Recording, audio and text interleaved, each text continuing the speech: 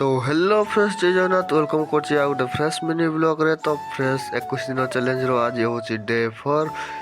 मु सकाळ उठे तो देखिली कि वर्षा होछि बाहर सेति भाई आ आधा घंटा सुई पड़ली। बाहर को आसिकी देखे तो वर्षा होछि सबुदिन परी आज भी होछि वर्षा। तापर बापा माँ चली जाइथिले जमी को चाष करिया पई मो घरे थिली सेति भाई मु घरे निया जाळी कि भात रांधिली। भात रांधि सारिबा परे मु जाउछि एबे मंडप को बुलिया पई। मंडप रे पहुँचिकी देखे तो आज बेसी जन नहांती मंडप रे खाली जन ही अच्छी आ मु 2 जन मात्र अच्छु से खेलिबार मन नहीं। आज खेलिबार तो मन नथिला से मते डाकिले कि आज साइड रास्ता काम करदवा सफा से मु लगी जाइथिले पूरा काम रे।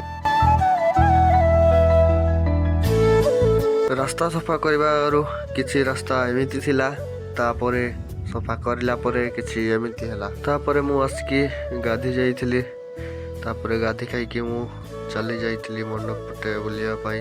किछ समय खेलला परे राति ही गला आ मु एबे जाउची घर को। राति रे भात खाइ सारिबा परे एबे आसिला खीरो पी के एबे सोई जीबी। आज ब्लॉग केमति लागला कमेंट करके निश्चय कहिबे। देखा डे 5 रे रहउची। जय जगन्नाथ।